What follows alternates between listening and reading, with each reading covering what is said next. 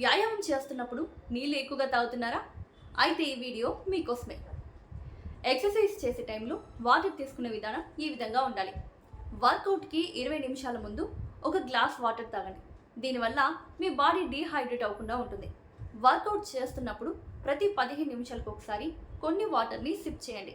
ఇలా కాకుండా ఎక్కువ నీళ్ళు తీసుకున్నారనుకోండి, కడుపులో అసౌకర్యంగా ఉండి ఎక్సర్సైజ్ చేయడానికి ఇబ్బందిగా ఉంటుంది.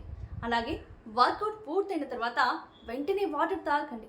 ఒక 10 నిమిషాలు వెయిట్ చేయండి. దీనివల్ల మీ బాడీ సాధారణ స్థాయికి చేరుకుంటుంది. అప్పుడు మరొక గ్లాస్ వాటర్ తాగండి. వర్కౌట్ పూర్తయ్యాక ఒక 10 నిమిషాల తర్వాత ఒక గ్లాస్ వాటర్ తాగండి.